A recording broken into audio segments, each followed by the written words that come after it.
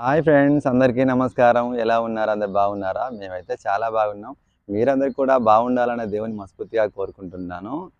ఆహ్, ఈరోజు వీడియోలో వచ్చేసి కాన్సెప్ట్ ఏంటిది అంటే గనక, అసలు ఇన్ని రోజుల నుంచెల్లి మేమైతే వీడియోస్ చేస్తూ వచ్చాము. కాకపోతే ఏందంటే, అసలు ఈ వీడియో చేసే దాంట్లోకి ఎప్పుడు గూడా ఈ యొక్క కాన్సెప్ట్‌నయితే నేను చెప్పలేదు.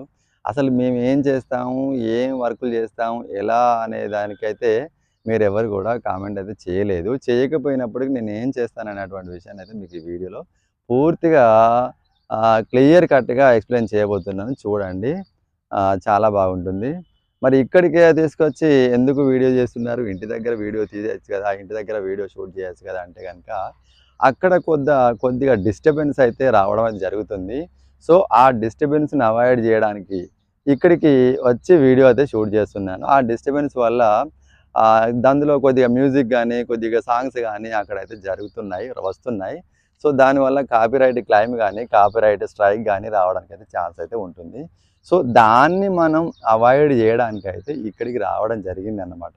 ఇక్కడ చాలా పీస్‌ఫుల్‌గా ఉంది.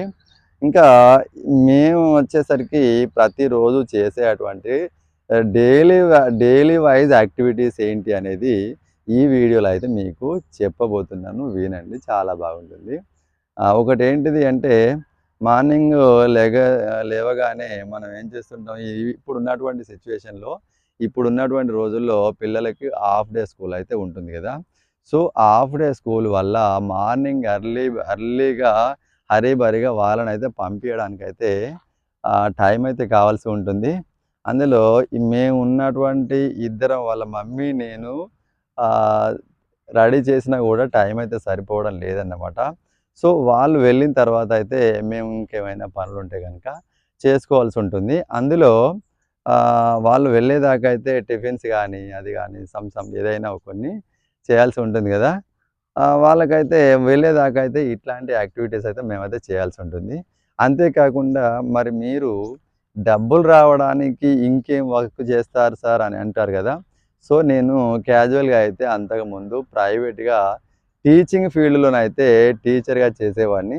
మా పిల్లలు పుట్టకముందు అయితే చేసేవాడిని. అప్పుడు ఎలాంటి బాధరబందీలు లేవు గాబట్టి స్కూలుకు వెళ్ళి మార్నింగ్ ఎళ్లి ఈవినింగ్ 4:30 అట్లా వచ్చేసేవాడిని. ఇప్పుడు ఆ యొక్క స్కూల్ ఫీల్డ్ వదిలేయడం అయితే జరిగింది. స్కూల్ ఫీల్డ్ వదిలేసి మరి ఏం చేస్తున్నారనే కదా మీ డౌటు. స్కూల్ ఫీల్డ్ వదిలేసి ఒక 4, 5 ఇయర్స్ నుంచెల్లయితే నేను ఓన్లీ ట్యూషన్స్ అంటే మా ఈవినింగ్ ఎళ్ళేసి, లేకపోతే మధ్యాహ్నం గానీ, లేపోతే ఎనీ టైమ్ ఏ టైం అయినా గూడా మార్నింగ్ గానీ వెళ్ళేసి పిల్లలకు అంటే 10థ్ క్లాస్ వాళ్ళకి గానీ, 8థ్ క్లాస్ వాళ్ళకి గానీ డల్‌గా ఉండేటువంటి స్టూడెంట్స్ ఉంటారు కదా! డల్‌గా ఉండేటువంటి స్టూడెంట్స్ కోసం అయితే వాళ్ళ యొక్క పేరెంట్సు స్పెషల్ క్లాసెస్ అయితే, స్పెషల్‌గా ట్యూషన్స్ అయితే అరేంజ్ చేసుకుంటూ ఉంటారు కొంతమంది.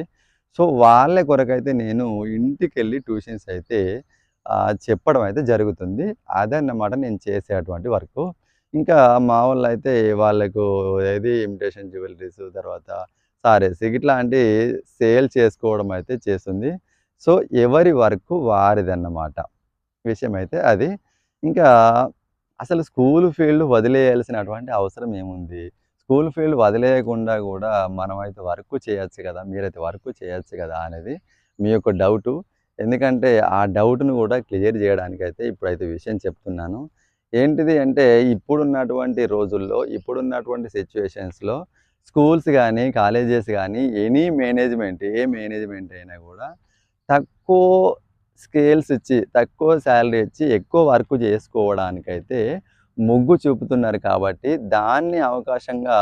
దాని ద్వారా ఏమవుతుందంటే, కొంతమంది టీచర్స్ అంటే, ఫిమేల్ టీచర్సే ప్రిఫర్ జేస్తున్నారు స్కూల్ మేనేజ్‌మెంట్ వాళ్ళు. ఎక్కువకెక్కువ స్కూల్ మేనేజ్‌మెంట్ వాళ్ళు గానీ, కాలేజ్ మేనేజ్‌మెంట్ వాళ్ళు గానీ, any business, any work, any education, any institute first given to preference females. Only లేడీస్‌కే ఎక్కువ ప్రిఫరెన్స్ ఇస్తున్నారన్నమాట. ఇంకా ఎందుకు ఎక్కువ లేడీస్‌కే ప్రిఫరెన్స్ ఇస్తున్నారంటే గనక, వాళ్ళు తక్కువ సాలరీస్ తోటి వర్క్ చేసి అనుకూలంగా ఉండే విధంగా ఉంటారు. సో, అదొక పాయింట్. రెండవది, వాళ్ళతోటి ఏం కాంప్లికేటెడ్స్ ఉండవు. అలాగే ఆబ్సెంట్స్ గూడా ఎక్కువ ఉండవు కాబట్టి, వాళ్ళనైతే ఎక్కువ ప్రిపేర్ చేయడం జరుగుతుంది. దాంతోపాటు తక్కువ స్కేల్స్ అనేది మనకు జెంట్స్‌కి ఇస్తే గనుక అది సరిపోతుందా? అంటే ఫ్యామిలీని మెయింటైన్ చేయాలంటే గనుక, ఫ్యామిలీస్ నడవాలంటే గనుక తక్కువ శాలరీస్ తోటి చేయడం అనేది సాధ్యం కాదు.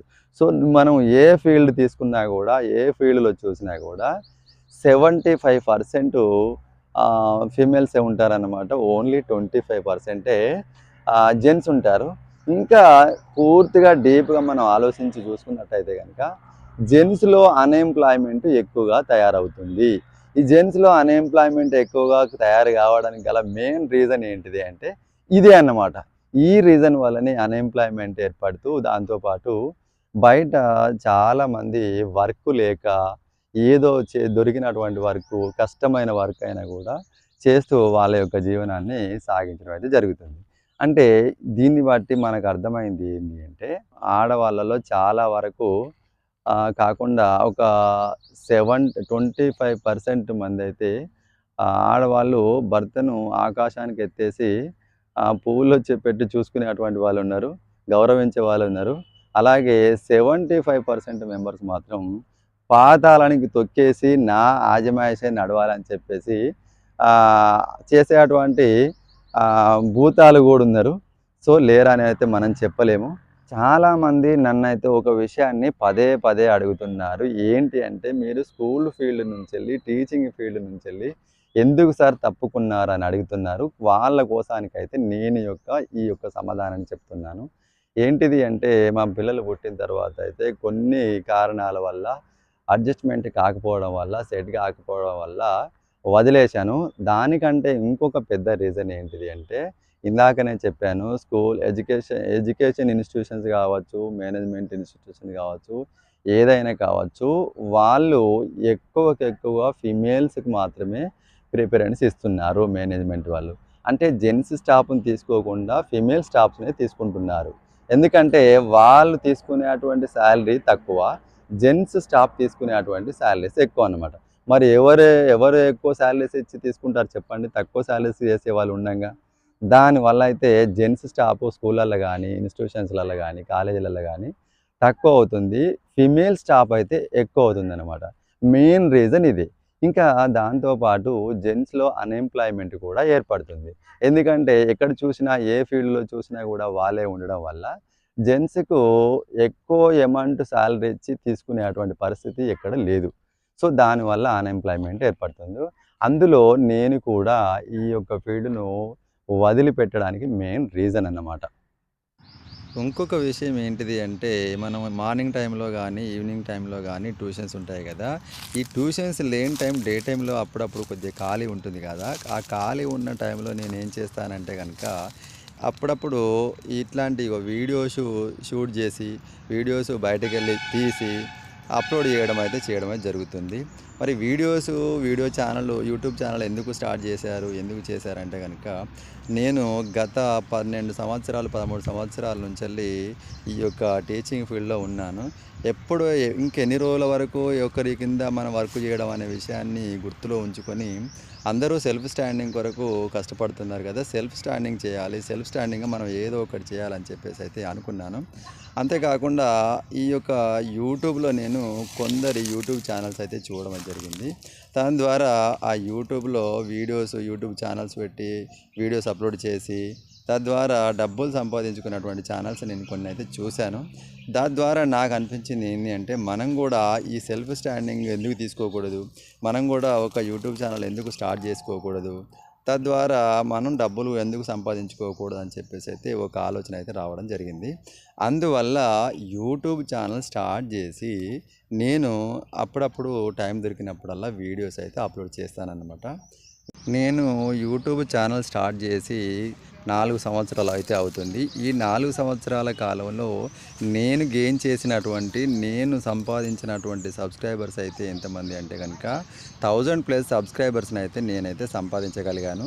కాకపోతే ఏందంటే యూట్యూబ్ గైడ్‌లైన్స్ ప్రకారము ఒకే ఒక్క స్టెప్‌నైతే నేను పాస్ అయ్యాను. ఇంకొకటి ఏంటిది అంటే గనక మానిటైజేషన్ కావాలంటే 4000 వాచ్ అవర్స్ అయితే మనమైతే గెయిన్ చేయాల్సి ఉంటది. ఇది సెకండ్ స్టెప్ అన్నమాట. ఈ యొక్క సెకండ్ స్టెప్ గెయిన్ చేయాలంటే చాలా కష్టం. చాలామంది అనుకుంటారు ఏంటంటే యూట్యూబ్ ఛానల్ స్టార్ట్ చేసి యూట్యూబ్లో పాస్ కావడం చాలా ఈజీ అని అనుకుంటారు. కానీ అది మాత్రం అసాధ్యం అన్నమాట. కానీ ఇంకొక విషయం ఏంటిదంటే మనం పెట్టినటువంటి వీడియోలో ఏదో ఒక వీడియో వైరల్ అయితే గనుక 4000 వాచ్ అవర్స్‌ని గెయిన్ చేయడం చాలా ఈజీ అన్నమాట. చాలా అంటే చాలా ఈజీ. సో, విషయం అయితే అదన్నమాట. ఇప్పటికీ నేను చేసినటువంటి వీడియోస్ ద్వారా ఇంకా నాకు ఒక ఆశ అయితే మిగిలింది. ఏంటంటే ఎప్పటికో ఒకప్పటికి 4000 వాచ్ అవర్స్ గెయిన్ చేయకపోతానా, నా ఛానల్ పాస్ చేయించుకోలేకపోతానా అనేటువంటి ఆశ నాలో అయితే ఇంకా మిగిలింది. ఎందుకంటే నేను పెట్టేటువంటి వీడియోస్ చాలా జెన్యూన్‌గా, చాలా ట్రస్టెడ్‌గా ఉంటాయన్నమాట. ఏదో ఫేక్ వీడియోస్ పెట్టి, ఏదో అవసరం లేని వీడియోస్ పెట్టి నేనైతే వీడియోస్ అయితే షూట్ చేయను. వీడియోస్ అయితే అప్లోడ్ చేయను. ఎందుకంటే జెన్యూనిటీ కోసం అయితే నేనైతే ఎక్కువ ఇంపార్టెన్స్ అయితే ఇవ్వడం జరుగుతుంది. ఈ వీడియోను ఇంతటి వరకు అయితే ముగించేస్తున్నాను. ఇలాంటి మరిన్ని ట్రస్టెడ్ తర్వాత ఫేక్ కానటువంటి వీడియోస్ తప్పకుండా అప్లోడ్ చేస్తూ మీ ముందుకైతే వస్తాను. మరొక ఇంట్రెస్టింగ్ టాపిక్‌తో మళ్ళీ రాబోయే వీడియోలో అయితే కలుసుకుందాం. అంతవరకు సెలవు. బాయ్. జై హింద్.